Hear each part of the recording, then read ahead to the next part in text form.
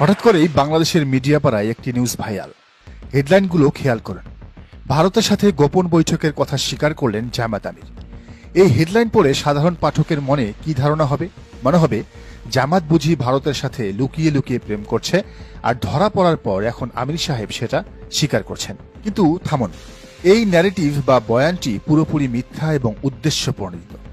রয়টার্সের মূল রিপোর্টটি যারা পড়েছেন তারা জানেন এখানে মিডিয়া কি ভয়ঙ্কর এক টুইস্ট বা শব্দের কারসাজি করেছে।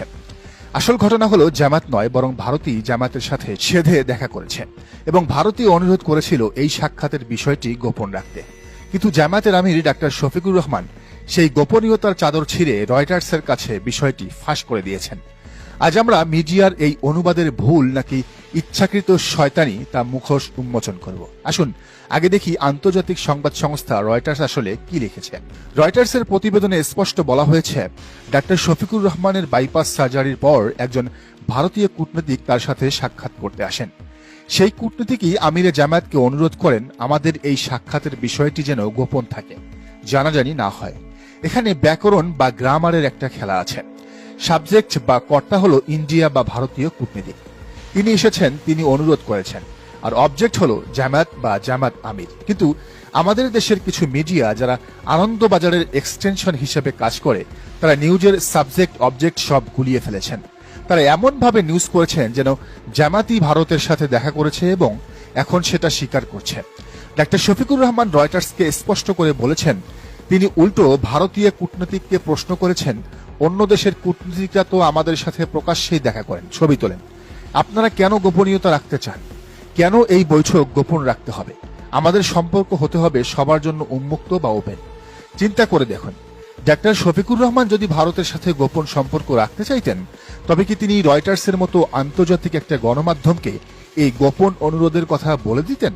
তিনি মূলত ভারতের এই লুকোচুরি নীতিতে উষ্মা প্রকাশ করেছেন। তিনি বুঝিয়ে দিয়েছেন জামাত ভারতের ভাসুর নয় যে তাদের সাথে ঘোমটা দিয়ে কথা বলতে হবে। বিএনপির সাইবার সেল বা এক শ্রেণীর সমালোচকরা প্রচার করছে জামাত ভারতের সাথে গোপন আতাত করছে। তাদের গালে চর মেরে আমিরে জামাত এই খবরটি নিজেই ব্রেক করেছেন। তিনি বার্তা দিলেন, জামাত কোনো দেশের সাথেই গোপন রিলেশন বা আন্ডারগ্রাউন্ড ডিলিংসে বিশ্বাসী নয়। যা হবে দিনের আলোতে হবে, প্রকাশ্যে হবে, গোপনে নয়। ভারত চেয়েছিল জামাতকে হাতে রাখতে কিন্তু প্রকাশ্যে না আনতে। আমির সাহেব সেই পলিসি রিজেক্ট করেছেন। তিনি ভারতের গোপন খায়েশকে পাবলিক করে দিয়েছেন। একেই বলে কূটনৈতিক পরিপক্কতা এবং মেরুদণ্ড। এখন প্রশ্ন হলো, ভারত কেন জামায়াতের কাছে ধর্ণা দিচ্ছে? রয়টার্সের রিপোর্টে বলা হয়েছে, আগামীতে বাংলাদেশের সম্ভাব্য যেসব দল ক্ষমতায় আসতে পারে, দিল্লি তাদের সবার সাথেই সম্পর্ক রাখতে চায়। ভারত খুব ভালো করেই গ্রাউন্ড রিয়েলিটি বা মাঠের বাস্তবতা বুঝতে পেরেছে।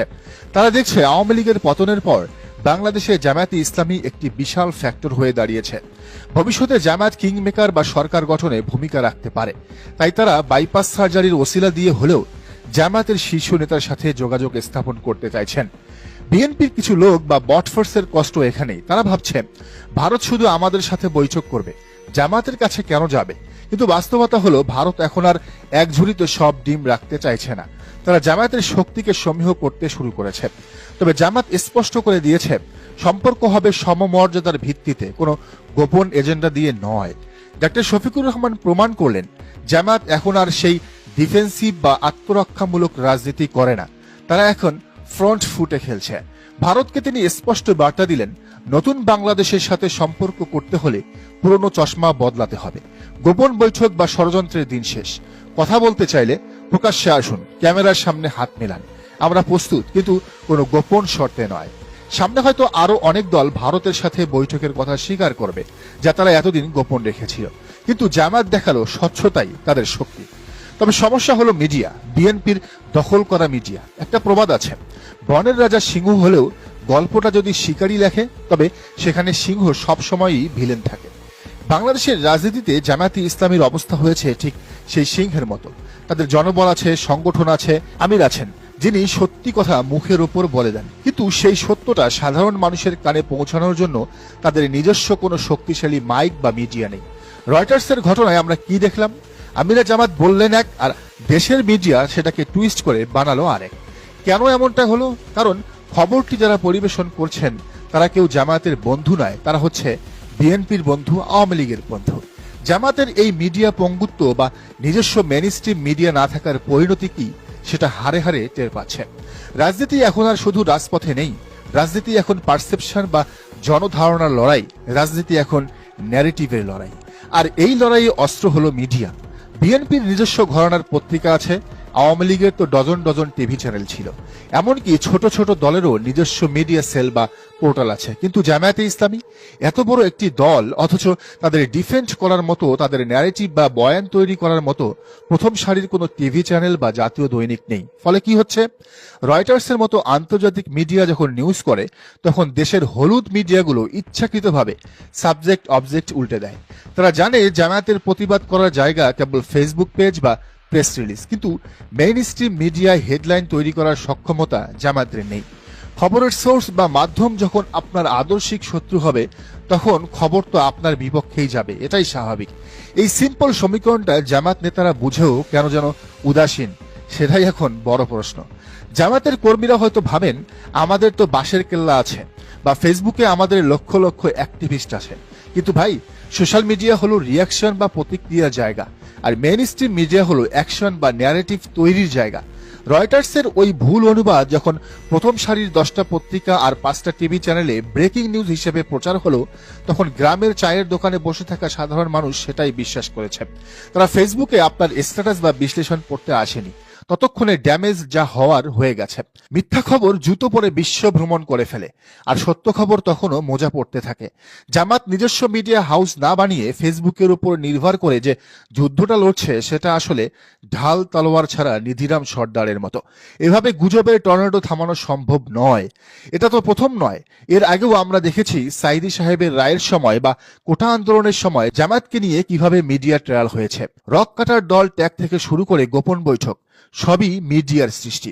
জামাত স্কুল বানিয়েছে, হাসপাতাল বানিয়েছে, ব্যাংক চালিয়েছে, সবই ঠিক আছে, কিন্তু গত 50 বছরে তারা কেন এটি আন্তর্জাতিক মানের মিডিয়া হাউস দাঁড় করাতে পারলো না? এটা কি তাদের সক্ষমতার অভাব, নাকি দূরদর্শিতার অভাব? আর যদি জামাতের নিজস্ব একটি স্যাটেলাইট চ্যানেল থাকতো, তবে রয়টার্সের নিউজের পর তারাই ব্রেকিং দিত। ভারতের গোপনীয়তার প্রস্তাব প্রত্যাখ্যান করলেন আমির, তখন অন্য মিডিয়াগুলো সেই নিউজ ফলো করতে বাধ্য হতো। কিন্তু এখন জামাতকে উল্টো ডিফেন্সিভ মুডে গিয়ে সাফাই গাইতে হচ্ছে। সময় বদলেছে।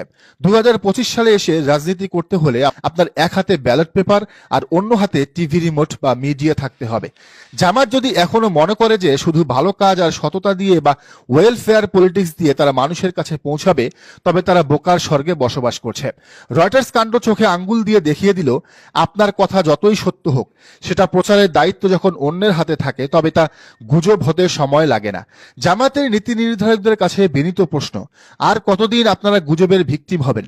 হাসপাতাল অনেক হয়েছে, এবার কি একটা শক্তিশালী মিডিয়া হাউস হবে, নাকি পরের গুজবের জন্য অপেক্ষা করবেন?